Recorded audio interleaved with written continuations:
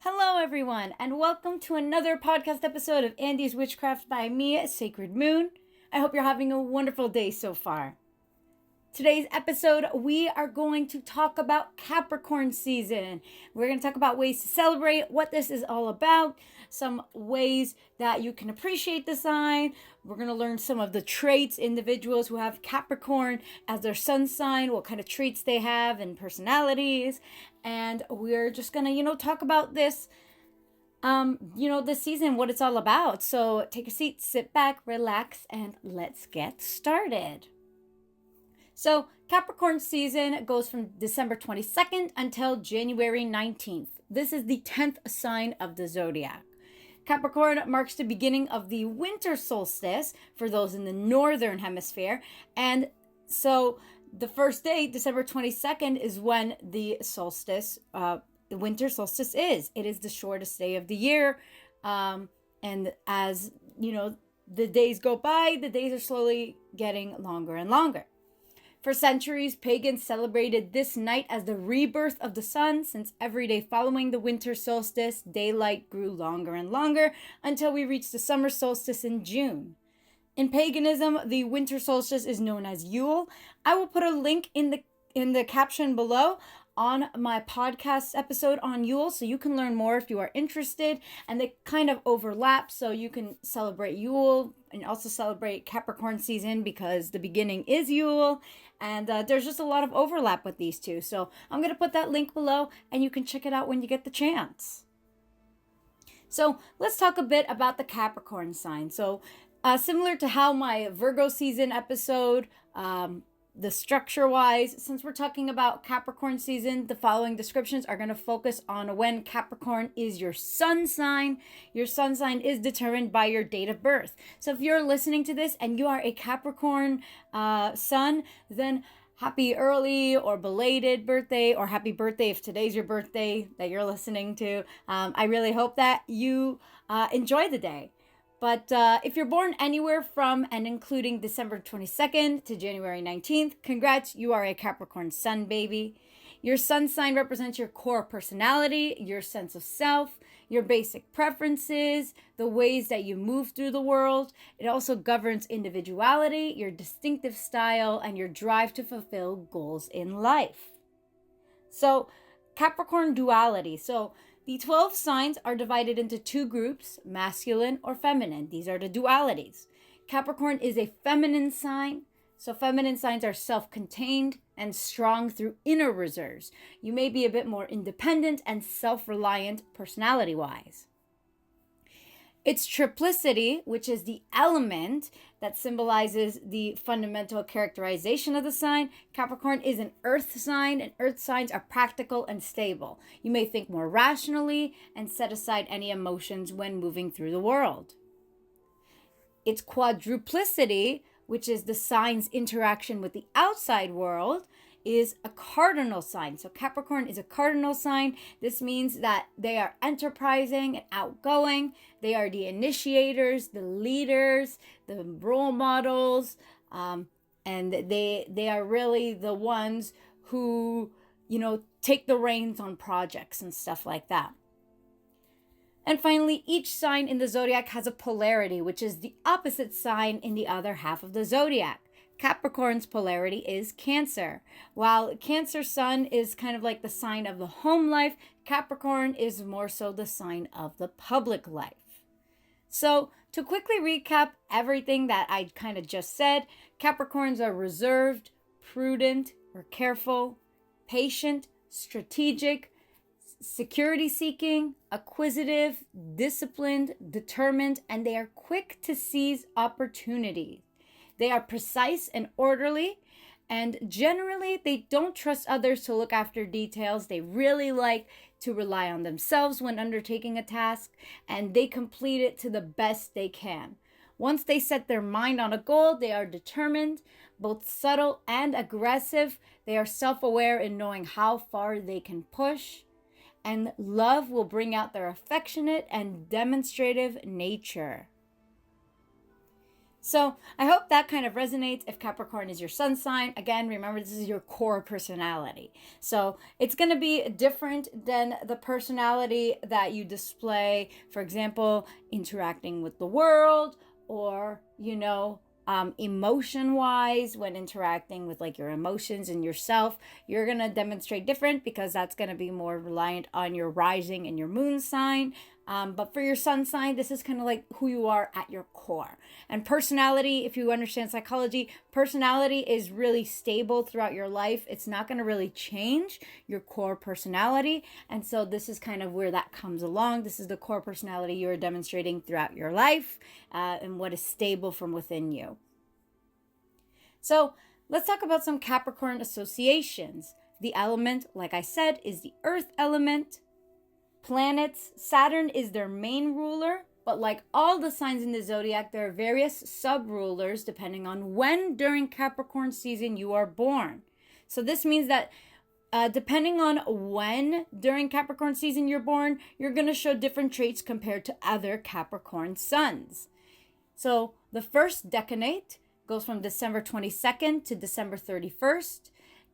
This sub-ruler is Saturn. So not only is Saturn your main ruler if you're born in this time, but it's also your sub-ruler.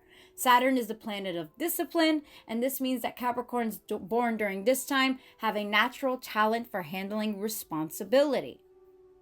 The second decanate goes from January 1st until January 10th. Your sub-ruler is Venus. Venus, the planet of love, softens Saturn's stern influence and gives a gentleness and serenity to your personality. People will respond to your warmth and charm. And finally, the third decanate goes from January 11th until January 19th. Your sub-ruler is Mercury.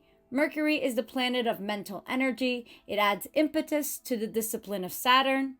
And you have a quick intellect and flexibility of character that allows you to adapt to different people and situations. So those are the three decanates. Hopefully kind of like you resonate, again, depending on your birthday. But yeah. The part of the body that is ruled by Capricorn are the bones, joints, and knees. The day of the week is Saturday, Saturday. Each day of the week is represented by a planet, and Saturday is Saturn, which makes sense on why it relates to Capricorn season. The Capricorn numbers are 2 and 8. Colors are dark green, brown, and purple. Foods and drinks that you can really enjoy to get like that Capricorn energy include leafy greens, pastas, root vegetables like carrots, potatoes, and onions, lean protein, stews, fish, eggs, whole grain breads, and calcium foods like yogurt. This is especially the case since the bones and joints are ruled by Capricorn, so eating foods that are related to strengthening these parts can really give you that boost of Capricorn energy, if you believe in that and resonate with that. Some people don't, and that's okay too.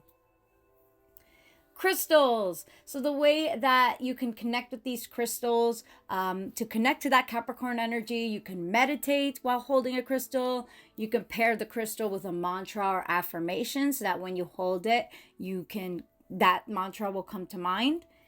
You can wear the crystal on jewelry, or you can just carry it around with you and, hold it to kind of remember what it's about and why you have it. So the crystals associated with Capricorn season are garnet, fluorite, green aventurine, sodalite, malachite, pyrite, onyx, and amber. So if you really want to connect to that energy, definitely recommend carrying around at least one of those crystals. Animals associated with Capricorn season. The goat, because that's kind of like what the constellation, it's in the shape of the goat in the Capricorn constellation. So the goat is a huge animal symbol of Capricorns. Along with that, any animals with cloven hoofs like cattle, deer, pigs, antelopes, gazelles, and sheep, those are also associated with it. Turtles, In early astrology, the turtle was the symbol given for the winter season. And since Capricorn represents the start of the winter season, it kind of just makes sense that turtles are a symbol of it. And an interesting fact, so the sea goat, which is the ancient symbol for Capricorn, and it's still known as the symbol of Capricorn for some individuals in some cultures. And so the sea goat, which is kind of a separate animal from a regular goat, for kind of obvious reason, it has a fish tail, so to speak. But that's just a cool fact. Any mythological animal, the sea goat is definitely symbolic of it. Plants and herbs that really connect with that Capricorn energy are carnation, ivy, pansy, lotus, pine, elm, poplar, thyme, wintergreen, and sage. And again, you can kind of guess why. A lot of these are herbs that connect to that winter season, and so it represents that Capricorn season again, right? And finally, deities and spiritual beings. I'm so excited to talk about this section. So, deities and spiritual beings associated with Capricorn season are Ea, or Ea, it's Ea. So however you pronounce that. Amalthea, Pan, Faunus, Persephone, Proserpina, Demeter, Ceres, Zeus, Jupiter, Hades, and Pluto. And I'm going to talk all about why these particular deities are related to Capricorn season in the next section of this episode, talking about the legend behind Capricorn and the winter solstice. So stay tuned for that. Other deities and spiritual beings associated with Capricorn season: Cronus and Saturn, which is the planet that rules Capricorn. Aries and Mars, they are associated with discipline and moral courage, which are traits that Capricorns typically demonstrate. Satan, many respected astrologists have used Pan to depict Capricorn, but they have also used the Satan as a symbol. And Satan is often symbolized with a goat's head. It could be that could be why, because they associate Satan with Capricorn traits. And so, they represent him with a goat's head. That could be why. I'm not 100% sure why it started. If anyone works with Satan and knows, then maybe you can provide some, shed some light on this topic. But that connection kind of came to mind. And Satan is another deity that you can kind of connect with during the season. Odin is also associated with the zodiac sign of Capricorn, along with Ptah, the Egyptian zodiac sign for Capricorn. So Egyptian zodiac signs and the modern day zodiac signs are two separate things. So the Egyptian zodiac sign that would be representative of a Capricorn is Ptah. He's a god of craftsmanship, creation, and architecture, which are kind of like, traits that are, again, representative of our modern day Capricorn. So that's an interesting one, and that's another deity you can reach out to during this season.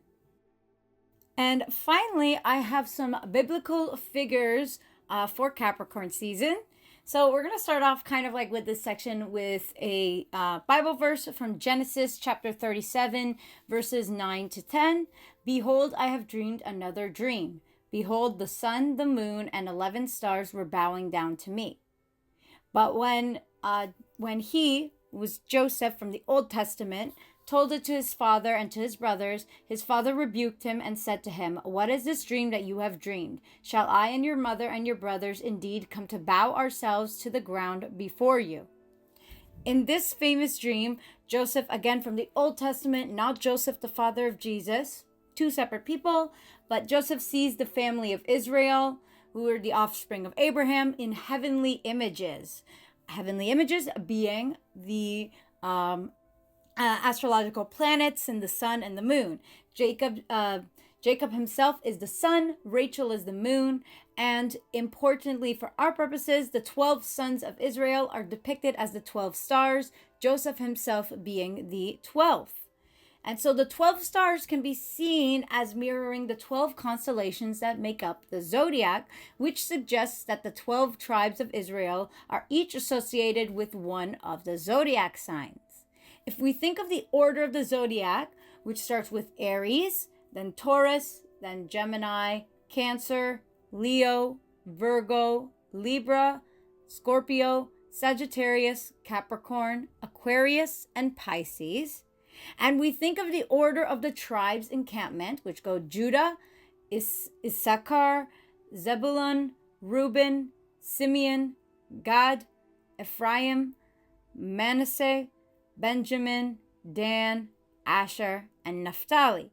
If we picture the tribes not as a straight line, but rather as they actually were, which were the tribes formed a square around the tabernacle with 4 fixed signs, Taurus, Leo, Scorpio, and Aquarius, in each of the cardinal directions. So north, south, east, and west are the fixed signs. And then to fill in the rest of the gap, there are only 2 ways we can fill in the gaps. In one way, Capricorn is represented by the tribe of Naphtali, and in the other way, Capricorn is represented by the tribe of Simeon. So based on that, you can kind of connect with these biblical individuals. So Naphtali and Simeon, just connecting with, Joseph as well from the Old Testament. And it's just really interesting. Like I saw this on a website while doing research for this episode, and I thought that was really cool, and I never thought of it like that. So it really goes to show that, again, following astrological signs is not a sin. It's not a bad thing, because God created the heavens and the earth, and he created the stars with a particular purpose. And it could be to, have people be able to prophesize and follow directions, because again, if you think about it, the 3 wise men, they weren't told follow the star. They just knew intuitively because of their abilities as magi. They were able to know that star, we need to follow it because that's going to take us to the Messiah. They knew based on the way the stars were. And so the same concept, it was literally written in the stars, how the tribes of Israel were going to form and what each tribe. It's interesting too, because if you dig deep enough, each of the tribes show a different, trait, like a broad traits and beliefs kind of thing. And they tend to align with the traits associated with each of the zodiac signs. So it's very cool. If you read enough about it, it's very interesting. I'm just starting to read about it, so I can't give a lot of information, but I think it's just a wonderful thing to really research.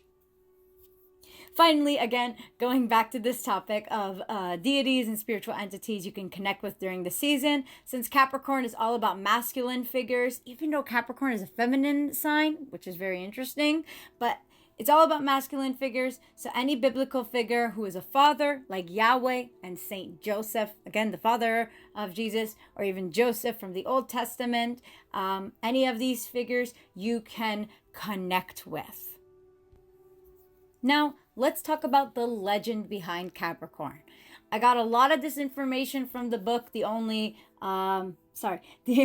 astrology book you'll ever need, by Joanna, Martine, Woolfolk. I hope I pronounced her name right. But I got a lot of this information from there, but I also got information from various sources on the internet. As with every episode, all of the references I've used throughout this episode you can find in the caption below. Take a look at it, read it yourself, and kind of judge how accurate you believe it is.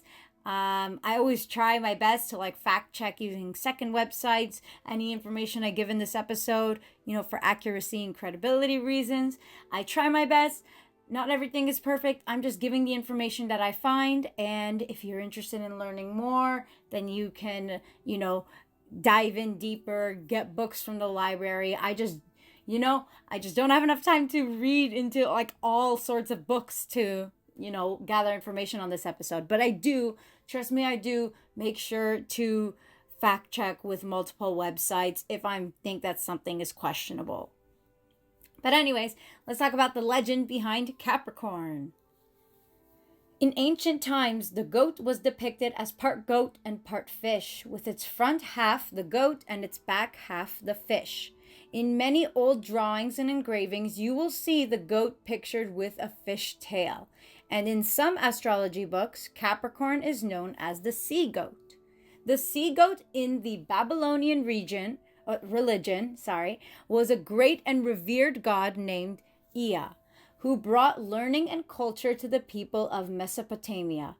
In the valley of Mesopotamia, irrigation of land and crops came primarily from Ea flooding the Tigris and Euphrates rivers. And because of this, people believed there was an ocean of fresh water underneath the earth. The god Ea lived in that ocean. Every day he came out of the underground sea to dispense his wisdom, and every night he returned there. By the time of Greek and Roman culture, Capricorn had become associated with the god Pan, a sporting and lusty creature who ruled over woodlands and fields, flocks, and shepherds. Pan was a man from the waist up and a goat from the waist down. He had goat ears and goat horns. One explanation for the fish tail in the constellation is found in the Greek myth of Pan, who, to avoid the monster Typhon, jumped into the Nile just as he was changing into animal shape. The half above water assumed the shape of a goat, while the lower half, the tail, assumed the shape of a fish. As a reward for helping Zeus defeat Typhon, Zeus placed Pan in the sky as the constellation Capricornus, which is traditionally depicted as a sea goat. Pan was fond of music and was famous for playing the pipes. His shepherd's pipe, called a syrinx, was actually a nymph who had rejected his sexual advances. Pan turned her into a musical instrument, saying that if he could not have her one way, she would be his in a new guise. In time, Pan became known as the god of nature. Certain quality of Pan's, sexuality, impudence, a love of nature, had become characteristic of Capricorn. Other Greeks believe that the goat was a symbol for Amalthea, the foster mother of Zeus. She is often depicted as a nymph who nurses Zeus with goat's milk, but in later sources she is sometimes depicted as the goat itself. In one version of the story, Amalthea fills a broken horn of the goat with flowers and fruits and gives it to Zeus, who places it among the stars. The horn became a symbol of abundance and riches. Mythologically, the winter solstice, which again is the first few days of Capricorn season, is the time when the goddess Persephone returns to her mother Demeter from the realm of darkness ruled by Hades. So you can see all these different perspectives from Babylonian mythology to the Greek and Roman mythology to even Christian mythology. It's just very interesting to see these overlaps and different interpretations of it. Finally, we are going to end off this episode with ways you can celebrate Capricorn season. I divided these into the first section, mundane ways, things that are kind of broom closet friendly or everyday things if you just find yourself burned out from doing like spells and shadow work and all these things, and it's just draining because it takes a lot of energy to do witchcraft. That's something people don't appreciate enough, is the effort and energy it takes to practice witchcraft. So incorporating these in your everyday mundane activities is a great way to kind of be witchy, but without the added pressure of being witchy, if that makes sense. So we'll start off with the mundane ways. First, we could set goals for the new year. Like I said, New Year's, at least Western New Year's, is during Capricorn season. And so Capricorn energy is all about being ambitious and taking a steady path to the top and never ever giving up. So Capricorns like to plan and prepare to set themselves up for success. And so you can do this too. Set goals and plan for them. And be sure that they are SMART goals. SMART stands for specific, measurable, achievable, relevant, and time bound. So please make sure that they are as realistic as possible, so that you don't leave yourself being disappointed if you don't fulfill these goals by the end of the year. Number 2, clearing out old and toxic things from your life to make space for the more important things. Since Capricorn is ruled by Saturn, which is the planet of karma and consequences, this season you can kind of, again, clear out the old and bring in the new. Restoring balance, keeping, a fresh start, and kind of balancing out, again, kind of like karma, Number 3, you can update your wardrobe. Same kind of concept as, clearing out the old toxic things and bringing in the new. But you could also redecorate your living space. And if you have an altar, you can redecorate that. Again, since it's Capricorn season, focus on wardrobe classics, statement pieces that let you come off as an authority figure, walk into the new year with confidence, power, and self-assurance. So find outfits that bring out your confidence. Next, I think this is number 4. You can make lists. Again, Capricorn energy is all about planning and preparing. So making lists, to-do lists, grocery lists, school lists, like, things you have to get, whatever kind of lists, just keep making them. That brings in that Capricorn energy. Number 5, unleash your inner authority. So find something you're really good at, whatever makes you feel the most confident, and practice that on a daily basis. This helps build that confidence, help you feel more like a leader, like an expert. You know what to do, you can teach others, you can guide others, and it brings out that inner authority. And this is a good time to work on self-esteem and make sure that you take your place at the front. Number 6, is spend time or honor any father figures in your life, whether these are deities, spiritual figures, or your biological parent, or someone who is like a father to you. You can spend time with them or honor them in your various ways, connect with them. And if you are a father yourself, or even a parent yourself, like a mother, getting in touch with that like father masculine energy side of you, because we all are a balance of masculine and feminine. And so connecting with that masculine side of you to kind of bring out, again, that authority, that confidence, the outgoing manner, the outspoken manner, and, being that role model is a great way to bring in that Capricorn energy. Number 7, do some journaling on what you are resisting, and meditate or tap into how you can release that resistance. So whatever you are hesitating about, think about it. Why are you hesitating it? How can you overcome these obstacles? How can you grow? Number 8, do activities that practice patience, like meditating, doing activities slowly, like eating food slowly, savor the bites. Turning off your phone, being in the present moment, carrying less with you. So if you find yourself bringing like 5 books for like being out of the house for like a day, maybe carry a little less, moderate things and practice being in the present and just slowing down and enjoying the environment around you. And finally, spend some extra care on your skin regimens, this season with exfoliating, masks, and hydrating, especially during the colder time of the year. If you're in the northern hemisphere and it's cold, dry skin. I have really bad dry skin, so practicing skin care routines can really help with cleansing yourself, getting rid of the old toxic things, purifying yourself, mind, body, and spirit. And again, it just really feels good on that dry skin. Now let's talk about the witchy ways to practice or celebrate Capricorn season. Number 1, cleansing spells. Again, especially because the new year. So in the new year, prevent this negative energy from carrying over from the past year to the new year. Bring in some new energy. Perform a grounding ceremony, again, to be in the present moment. Take a ritual bath with the intention of a fresh start. Other spells you can do are daily affirmations and abundance rituals that visualize what it will be like when you can achieve your goals. So, for example, you can say affirmations dedicated to Capricorn season, like, I am disciplined and dedicated to achieving my goals. I embrace challenges as stepping stones to success. My hard work is laying the foundation for my future success.